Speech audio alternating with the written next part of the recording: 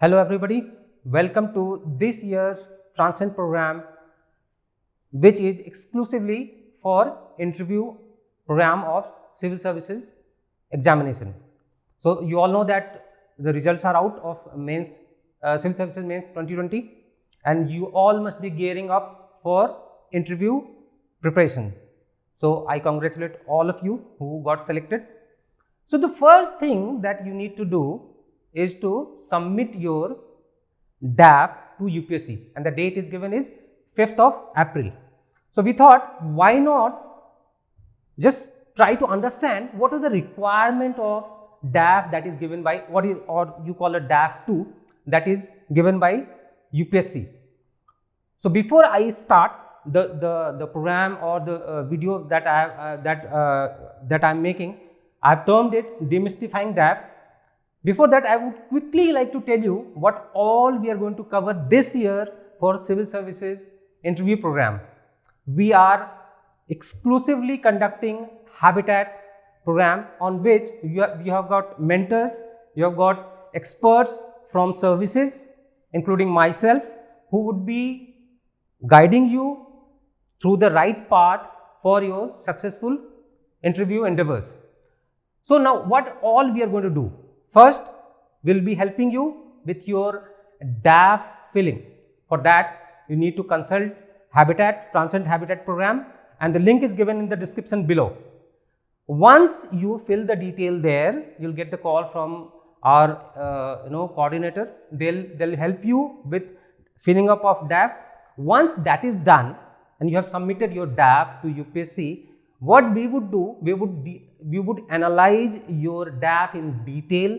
We'll create questions for you, related to everything that you have written, your extracurricular activities, the place from where you are, and in case somebody who's working or who has got some work experience, so which kind of questions that can be asked in your interview. So all those detailed DAF analysis would be done at our end, and you would be given questionnaires, some hints, some reading material as well, so that you could prepare well before the interview. Now the second stage would be that once you have gone through that, and in case before the start of the mock or during the mock, we also would be conducting mock.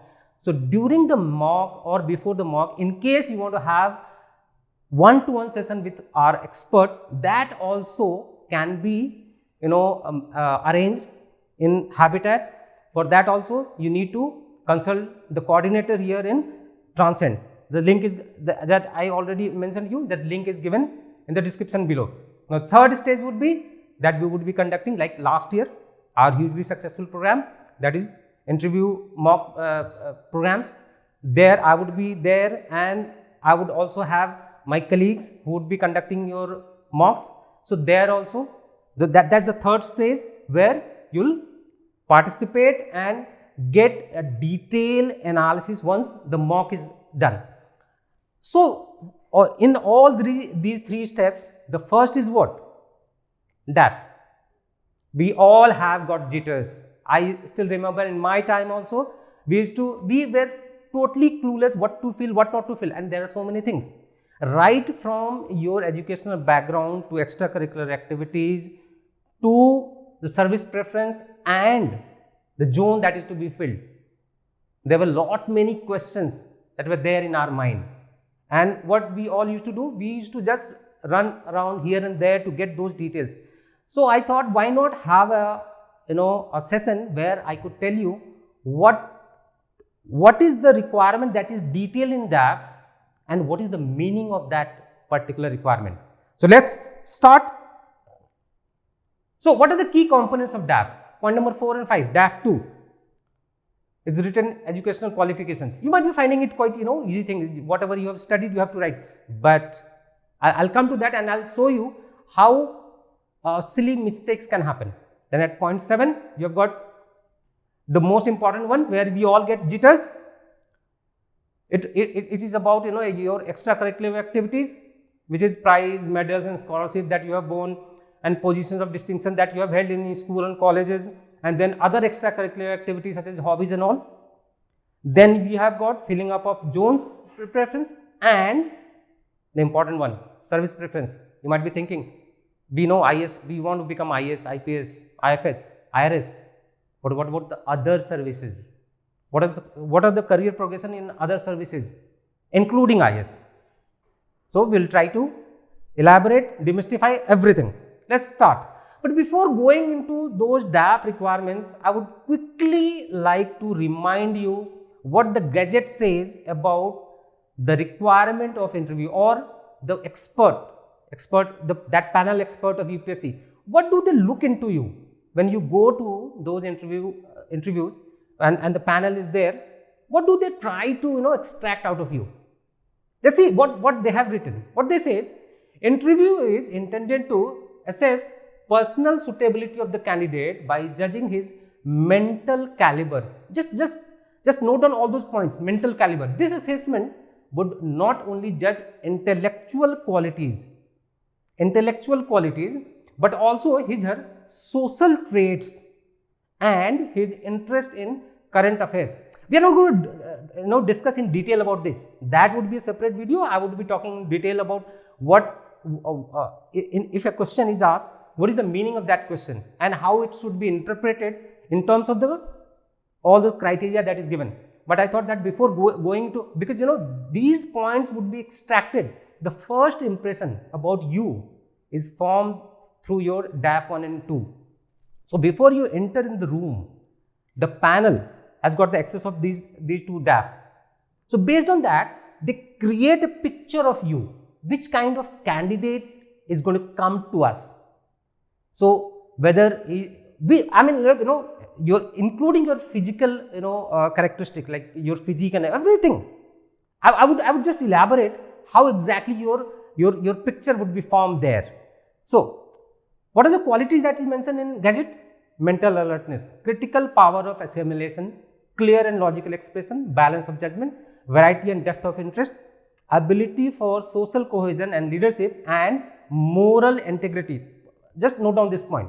Now, it further says, interview would be intended to reveal the mental qualities of the candidate. We would not be talking in detail about this.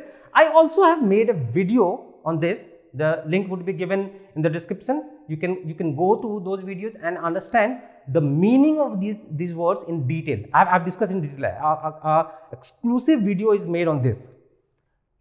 So let's get started. First point, extracurricular activities, and what it reads, the exact word is that, please give particulars at university and state level in respect of prize and medal and scholarship, sports or NCC, mind you, sports/NCC.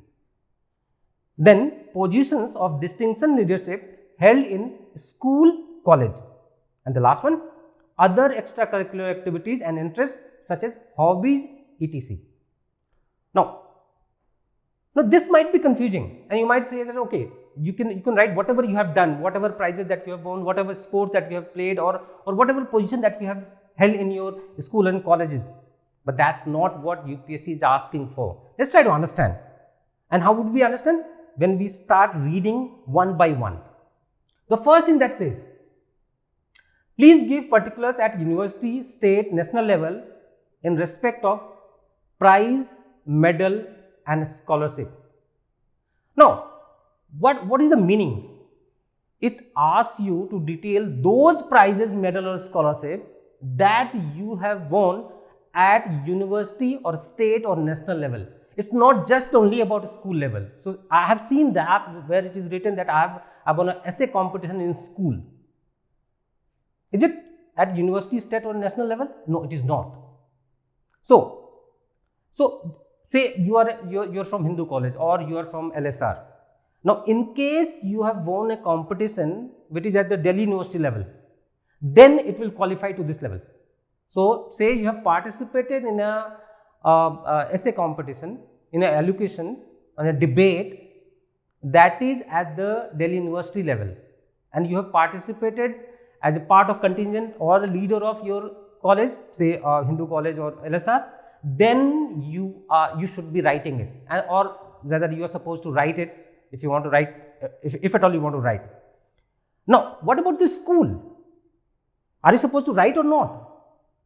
So, which kind of award or a scholarship would be included here? Now, in case you are writing about your school, then it has to be either of the state or national level.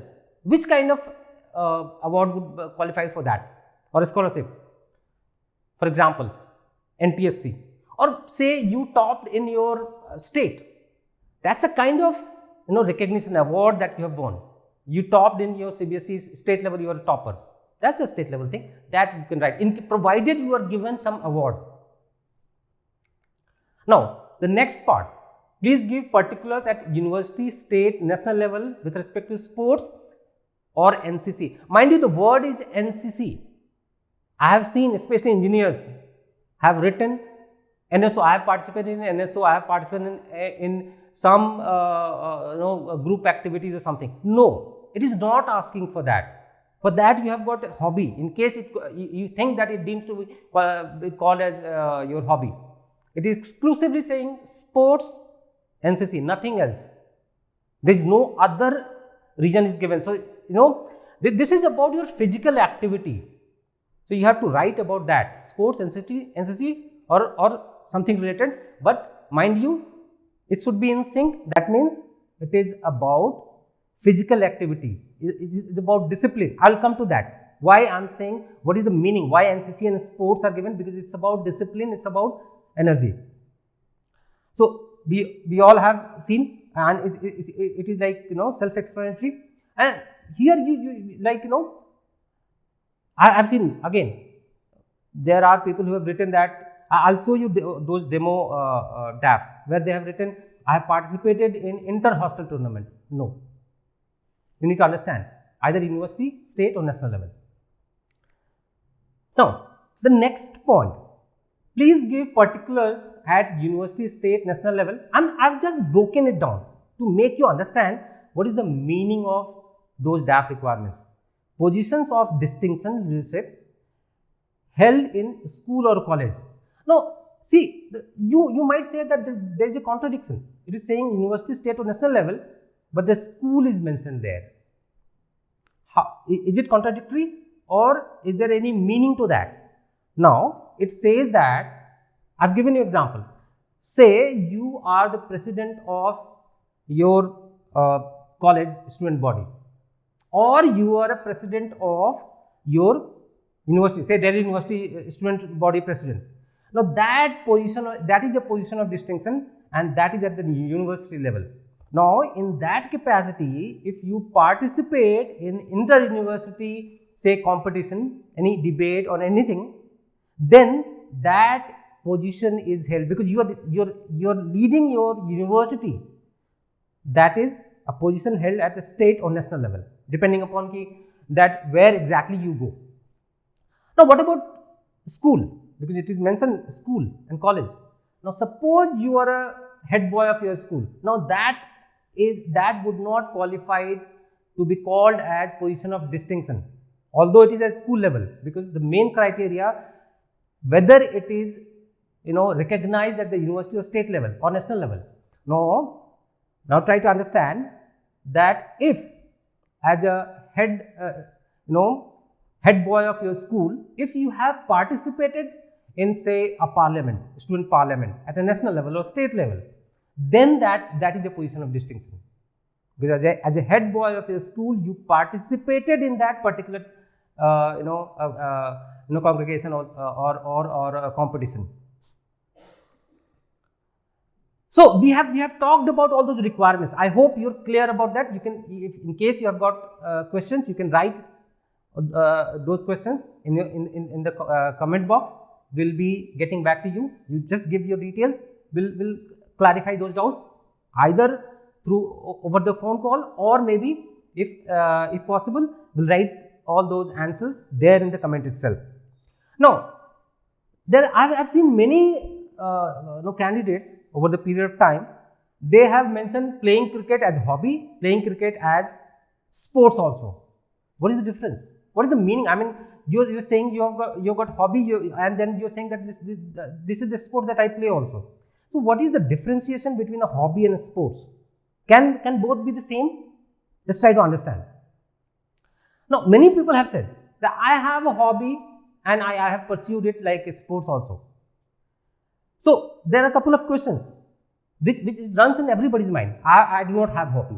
But there are many students who have said that the kind of boundary that you have set, in that boundary I absolutely do not have any hobby, because I did not pursue anything as such as hobby. What should I do? What should I write there?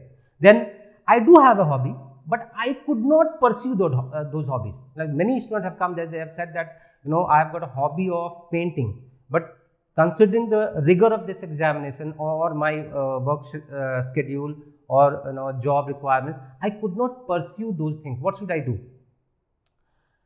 So you need to understand why this hobby thing is required. What is the importance? What UPSC wants to understand? How exactly would those esteemed members would try to extract out of me by judging my hobby? I see. I do not play any sports. I'm like, there are many people who would say that I do not play any sports. I'm like happy just reading couple of books. So what should I write in those columns? So these are the questions, and the question always goes in your mind. So what is the meaning of this? Should I leave it just blank, or what is the meaning? I'm just clueless. Let's try to understand. So what is a hobby? That's the $1 billion question here. What is the hobby? And what is its relevance? When you write a particular hobby, how exactly is it interpreted? So that's what I have written for you. You can just after this live session, you can pause the video, read it out, get your mind decluttered by the definition that I have given here. A hobby is something which you love doing. This is not something, there is no boundary, there is no compulsion on you. You are self-motivated, energized in doing that. You feel yourself at ease while doing that. That's the hobby, and that actually energizes your. It's not that just doing something.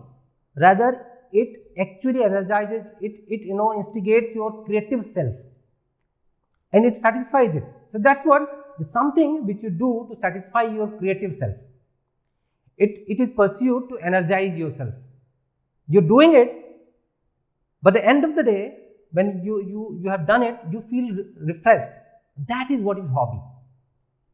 It is something unique for you. This is unique for you because the way you pursue it, and it gels quite well with your personality. As somebody who has got a hobby of painting, that person would invariably, you would see that person would be a very calm listener. That person would go into detail of things. So if he would have interest in detailing, that is a part of the personality. It cannot happen that a person is always in hurry and makes mistakes, short-tempered, would be into painting. That needs lots of patience. So that's a part of your personality. That's a unique set of skills that you have that translates into your personality, and that is what is judged there. So in case there is a mismatch, the board would understand that probably you're lying, or you just have written this to make your DAF look glorious. Now, how board is going to evaluate you with your hobby? That I have already written in detail. Through hobby, what exactly are they going to see? But how? So distinct personality traits might get evaluated through your hobby. You might not at all ask questions. See, the way I have said, you might not be asked any question, but just by reading that you have got a hobby of painting, they would start noticing your, they might ask questions where, details would be asked. I mean, detailing something, painting a picture about a particular case study might be, given to you to evaluate and to give your views on that. How closely you have gone through those details related to that particular case study. So that gels well with your particular hobby of painting. If you have not pursued that, you probably would not be able to match the requirement. That's what I have written here. So I have given you an example related to painting. Like if you are pursuing painting, you should be assimilative, observant. Now, what can be asked in case I do have a hobby, I have pursued it, but the board asked me about its historical perspective and technicalities. See, these are the questions that probably we would be dealing when we would start your DAF analysis. And the second part, I decided to keep this here so that when you are feeling those, there would be students who would feel like, why should I leave, why should my DAF be lean? Only couple of details there. Let's feel it. You get tempted. So before in case you get tempted in writing so many things, try to understand. It's not just painting. In case your hobby is painting or playing chess, it's not just chess that they would be asking about. They might ask you a historical perspective. And why? Reason I have mentioned here. I would not, right now, I would not go in detail about this. A separate video would come. Once your DAF is with us, we would analyze and then we would be talking about it, because there we would like to understand what are the range, what is the spectrum of hobbies that you guys are pursuing, and based on that I would prepare my presentation and will come back with a separate video on that. So right now this particular question or these questions are given here to just make you understand that before writing anything you must understand. I tell you, in 2012 a candidate came to me. He had written playing chess as a hobby. I said, good. What's wrong? It's a good hobby. He said, but I have never played chess. I said, then why did you write it? He said, I have written it because if I had written pursuing cricket or following cricket or hockey or something, it would not have looked flashy. Now it looks flashy. Right? It looks flashy.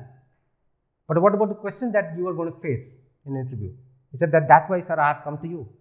Please guide me. Which kind of questions would be asked? I said there are plethora of questions that can be asked. Now you are stuck here.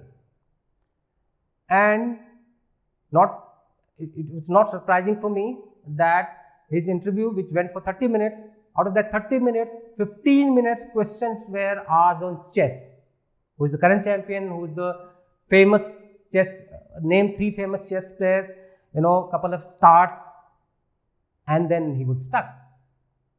He was not at all aware because he had not played. Don't write something which you have not pursued.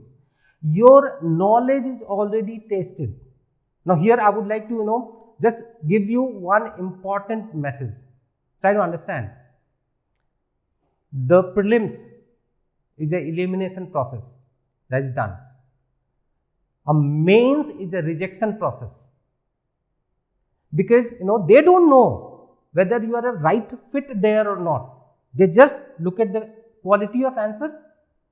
The best is given marks, whatever maximum that could be given by particular evaluator, and rest everybody comes into line in a relative manner.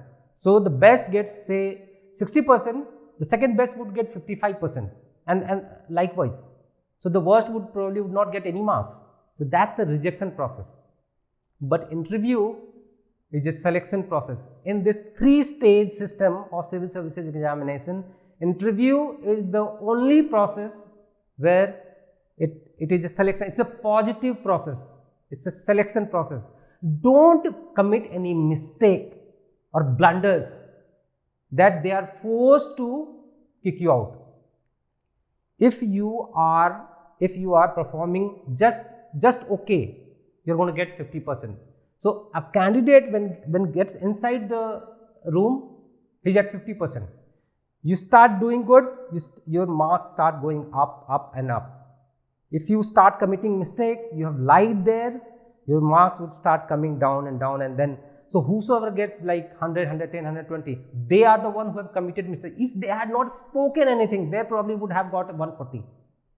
Don't do any kind of mistakes. Don't write those things which you have not done in your life. Don't write those lies in your DAF. Why it becomes problematic? See, you have written all flashy things. So that means you have painted a beautiful picture about you. You have written that you are a cricket captain of your university or the school. You have played football, cricket and hockey and everything. You play badminton. when you go inside the room, you're 90 kg boy.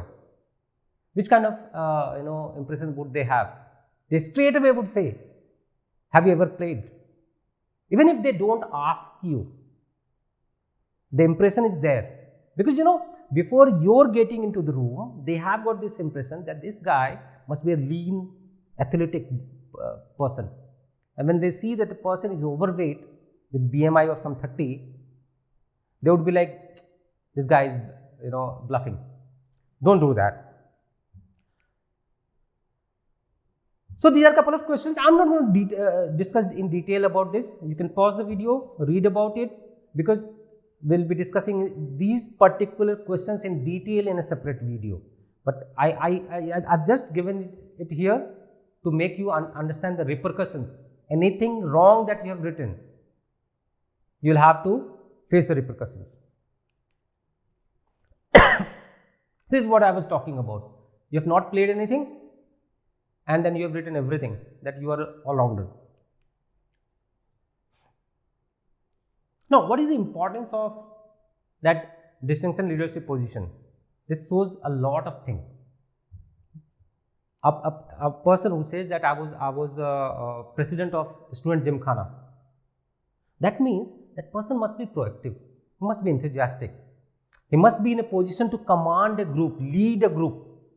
So that's why it says, it shows your proactiveness, your commitment to the cause. Because if you are a president or vice president of a student gymkhana body, that means you have got certain duties to perform apart from your regular duties of your studies, of course. So that means you have got commitment and passion for something. You definitely would have to have a good communication skill, because otherwise how exactly would you be able to convince people to vote for you? Because those posts are not elected, those are given by election. I mean, election is conducted. Then it's about accountability, because some fund is also allocated, and it is at your discretion, at your disposal to spend. It also shows you creativity, innovation, decision making capability, and also how inspiring are you. So these are the parameters. Once the moment you have written about something, so don't write something like I was like mess secretary of my hostel. I mean, you are making fun out of yourself by writing that, because do you think that all those things are covered here? Probably not. And again, those positions are at university level, not the school level. I have already detailed that. In case you are writing about school and because you're a head boy, did you participate at university or state or national level? You need to keep that in mind. So just I mean, just pause the video, read it. These are the details that you need to go through. And the important point, not giving a serious thought in DAF filling might cause you your attempt, and then again a rigorous effort of 1 year. How overall DAF projects you? The academics, your hobby, sports, and your leadership positions held in various stages of life draw a picture of you. That's what I was talking about. That before you're entering into the room, the board member would have a picture about you, and they always would try to match those things. They would try to verify those things without telling you. Subscribe to our YouTube channel and press the bell icon on the YouTube app and never miss another update from Civils Daily.